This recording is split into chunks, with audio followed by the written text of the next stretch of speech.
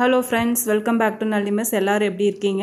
கொஞ்சம் personal work இருந்ததுனால கண்டினியூஸாக வீடியோஸ் போட முடியல. இனிமேல் கொஞ்சம் ரெகுலராக வீடியோஸ் வந்துடும். இன்றைக்கி நல்லிமிஸ் ரெசிபீஸில் டேஸ்ட்டான ஸ்நாக்ஸ் ரெசிபி தான் பார்க்க போகிறோம். அதுக்கு பார்த்திங்கன்னா 4 டம்ளர் இட்லி அரிசி எடுத்திருக்கேன். இது ஒரு 5 மணி நேரம் ஊற வச்சு எடுத்துட்டு நல்லா கழுவிட்டு ஒரு 5-6 வரமிளகா சேர்த்துக்கலாம். இந்த மிளகா நம்ம காரத்துக்கு தகுந்த மாதிரி கூட்டி குறைச்சி போட்டுக்கலாம். இப்போ அரிசி ஆட்டுறதுக்குள்ளே பார்த்திங்கன்னா 1 டம்ளர் பொட்டுக்கடலை எடுத்திருக்கேன். இதை நல்லா ஃபைன் பவுடராக அரைச்சி எடுத்துக்கலாம். அரைச்சிட்டு சளிச்சு எடுத்தோன்னா இந்த மாதிரி குருணையெல்லாம் போயிடும். இப்போ மாவு பாருங்கள், நல்லா ஃபைன் பேஸ்ட்டு அரைச்சாச்சு. மாவு தண்ணியாக இருந்தாலும் பிரச்சனை இல்லை. நம்ம பொட்டுக்கடலை மாவு சேர்த்து தான் பிசைய போகிறோம். அப்போ தண்ணி சரியாக போயிடும். இப்போ இந்த முறுக்குக்கு நம்ம கொஞ்சமாக பட்ரு வேணும். அதுக்காக நான் வீட்டில் இருந்து ஆடையை அடித்து பட்டர் எடுத்துட்டேன் ஃப்ரெஷ்ஷாக. கடையில் வாங்கின பட்டர் இருந்தால் கூட சேர்த்துக்கலாம். பாருங்கள், இந்த அளவுக்கு ஒரு 4 டேபிள் ஸ்பூன் அளவுக்கு எடுத்திருக்கேன். நம்ம அரைச்ச பொட்டுக்கடலை மாவில் இது சேர்த்துக்கலாம். கொஞ்சமாக உளுந்து பொடி பண்ணி சேர்த்துறதுனால சேர்த்துலாம். அது ஆப்ஷனல் தான். இப்போ இந்த முறுக்குக்கு தேவையான அளவுக்கு உப்பு, பெருங்காயத்தூள், காரத்துக்கு ஆல்ரெடி நம்ம வரமிளகா சேர்த்துட்டோம். இதை நல்லா மிக்ஸ் பண்ணி விட்டுறலாம். மிக்ஸ் பண்ணிவிட்டு நம்ம அரைச்செடுத்த மாவில் சேர்த்துக்கலாம், அரிசி மாவில். இப்போ சேர்த்து இந்த மாவு நல்லா பிசைஞ்சு எடுத்துக்கலாம். இந்த மாவு பிசைறதுக்குள்ளேயே பார்த்திங்கன்னா நான் எண்ணெய் அடுப்பில் வச்சுட்டேன். எண்ணெய் சூடாயிட்ருக்கு. இந்த மாவு நல்லா இந்த மாதிரி மிக்ஸ் பண்ணும்போது நல்லா வெண்ணெய் மாதிரி சூப்பர் சாஃப்டாக இருக்கும். இப்போ ஒரு பேட்ச் பாதி மாவு எடுத்து வச்சுட்டு பாதி மாவு மட்டும் வச்சுக்கிறேன். இப்போ அந்த பாதி மாவில் பார்த்திங்கன்னா கொஞ்சமாக ஓமமும் கருப்பு எள்ளும் சேர்த்துறேன். இது நம்ம முறுக்கா சுட போகிறோம்.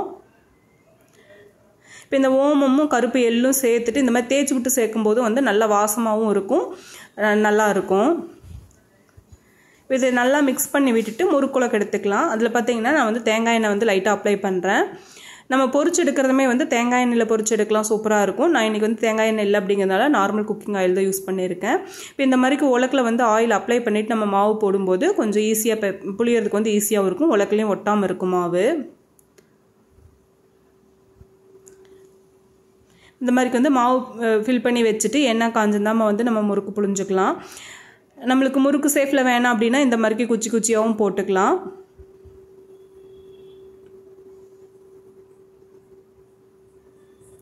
நான் சும்மா ஒரு பேட்சுக்கு மட்டும் போட்டுட்டு மீதி முறுக்காக தான் சுட்டெடுக்கிறேன். பார்த்திங்கன்னா நல்லா வெந்ததுக்கப்புறம் இந்த பபுள்ஸ் எல்லாம் அடங்கிரும். அதுக்கப்புறம் எடுத்துக்கலாம். பாருங்கள், இப்போ நல்லா பபுள்ஸ் எல்லாம் அடங்கிருச்சு. முறுக்குமே நல்லா ப்ரௌனிஸ் ஆயிடுச்சு. இப்போ எடுத்துக்கலாம்.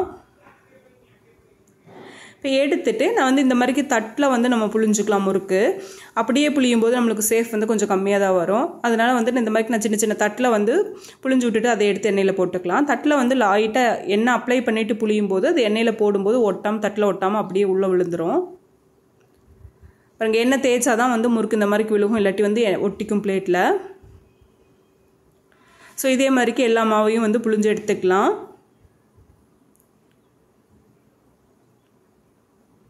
இப்போ நம்மளுக்கு டேஸ்டான அரிசி மாவு முறுக்கு ரெடி ஆயிடுச்சு. இப்போ இது சுட்டுகிட்டே இருக்கும்போது நம்ம அடுத்து மீதி இருக்கிற மாவில் தட்டைக்கு தட்டிக்கலாம். தட்டைக்கு பார்த்திங்கன்னா அதே மாவு தான் எடுத்திருக்கேன். இப்போ அந்த மாவில் ஒரு கைப்பிடி அளவுக்கு பச்சைக்கடலை பருப்பு ஊற வச்சு வச்சுருந்தேன். இப்போ அதை சேர்த்துக்கலாம். கொஞ்சமாக கருகப்பில் நல்லா உருகிட்டு சின்ன சின்னதாக கட் பண்ணி சேர்த்துக்கலாம்.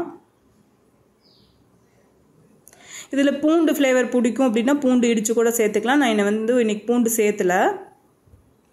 அப்புறம் கொஞ்சமாக வரமிளகா கடிக்கிற மாதிரி இருந்தால் நல்லாயிருக்குன்னு சொல்லிட்டு பவுட்ரு பண்ணி போட்டிருக்கேன். போட்டுட்டு நல்லா ஒரு கரண்டி குழிக்கரண்டி அளவுக்கு எண்ணெய், சூடான எண்ணெய் ஊற்றிக்கலாம். அதில் அப்போ தான் தட்டை கொஞ்சம் நல்லா பொறுன்னு இருக்கும். இப்போ எண்ணெய் லைட்டாக சூடு ஆறுனதுக்கப்புறமா இந்த மாதிரி கை வச்சு நல்லா பிசைஞ்சு விட்டுக்கலாம். பாருங்கள், இப்போ மாவுமே தட்டைக்கு மாவு ரெடி ஆயிடுச்சு. இப்போ இதை நம்மளுக்கு வேணுங்கிற சேஃபில் சின்ன சின்ன பால்ஸாக செஞ்சுக்கலாம். செஞ்சுட்டு இந்த மாதிரி வாழை இலையில் எண்ணெய் அப்ளை பண்ணிவிட்டு 2 சைடும் எண்ணெய் அப்ளை பண்ணிவிட்டு நம்ம செஞ்சு வச்ச பால்ஸ் தட்டிக்கலாம்.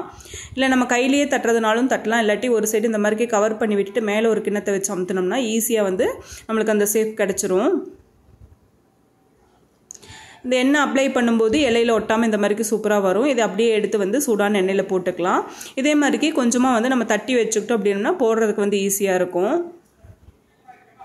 இல்லை ஹெல்ப்புக்கு ஆள் இருக்காங்க அப்படின்னா ஒரு சைடு தட்டி கொடுத்தாங்கன்னா நம்ம ஒரு சைடு போட்டு எடுத்துக்கலாம். பாதி பார்த்திங்கன்னா என் பொண்ணு உருட்டி கொடுத்து அப்படியே தட்டி கொடுத்தா. ஸோ ஈஸியாக செஞ்சு முடிச்சாச்சு.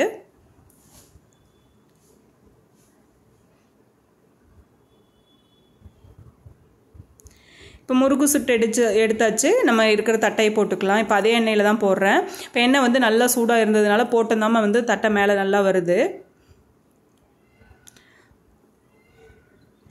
நம்ம தட்டை வந்து இந்த மாதிரிக்கு ஒரு துணியில் போட்டு வச்சிட்டோம்னா அதில் எக்ஸஸாக இருக்கிற தண்ணி வந்து கொஞ்சம் ட்ரை ஆகிக்கும், கொஞ்சம் மாவும் கெட்டியாக இருக்கிற மாதிரிக்கு இருக்கும். இல்லை அப்படியே போடுறதுனாலும் போட்டுக்கலாம். நான் வந்து ஒரு வெள்ளை துணியில் போட்டு வச்சுட்டு அதை எடுத்து அப்படியே போட்டுட்ருக்கேன். அப்போ தான் வந்து நம்மளுக்கு போடுறதுக்கு மொத்தமாக நிறைய போடுறதுக்கு கரெக்டாக இருக்கும். இப்போ போட்டு லைட்டாக கோல்டன் ப்ரௌன் ஆனந்தாமல் எடுத்துடலாம். ரொம்ப வந்து நம்ம முருக விடாமல் ஒரு பாதி அளவுக்கு வெந்தாமல் எடுத்து வச்சிடலாம். அப்புறம் மறுபடியும் ஃபைனலாக வந்து எல்லாம் போட்டு எடுத்துட்டு மொத்தமாக போட்டு எடுக்கும்போது நல்லா கிறிஸ்பியாக சாஃப்டாக சூப்பராக இருக்கும். நம்ம என்ன தான் இப்படியே வந்து ரொம்ப நேரம் வேக விட்டு எடுத்தாலுமே உள்ளே வந்து கொஞ்சம் வேகாமல் ஒரு கொஞ்சம் மொத்துன்னு இருக்கிற மாதிரி இருக்கும். ஸோ அதனால் வந்து இது எடுத்துட்டு எல்லாமே நல்லா மொத்தமாக பொரித்து எடுத்ததுக்கப்புறமா மறுபடியும் ஒரு தடவை பொரிச்சுக்கலாம். இப்போ மொத்தமாக எல்லாத்தையுமே வந்து ஒரு தடவை எடுத்தாச்சு. இப்போ எடுத்ததை வந்து மறுபடியும் வந்து சூடான எண்ணெயில் போட்டுக்கலாம். இது எண்ணெயில் போட்டு ரொம்ப நேரம் இருக்கணும் அப்படிங்கிறது இல்லை. கொஞ்சம் வந்து நல்லா கோல்டன் ப்ரௌன் டார்க்காக ஆச்சு அப்படின்னா நம்ம எடுத்துக்கலாம். இப்போ நம்மளுக்கு ஒரே மாவில் 2 வெரைட்டிஸ் ஆஃப் ஸ்நாக்ஸ் வந்து ரெடி ஆயிருச்சு. ட்ரை பண்ணி பாருங்கள். ஃபஸ்ட் டைம் நம்ம சேனல் விசிட் பண்ணுறீங்கன்னா சப்ஸ்கிரைப் பண்ணி சப்போர்ட் பண்ணுங்கள். இந்த ரெசிபிஸ் எல்லாமே பிடிச்சிருக்குன்னு நினைக்கிறேன். லைக் பண்ணுங்கள், ஷேர் பண்ணுங்கள். தேங்க்ஸ் ஃபார் வாட்சிங்.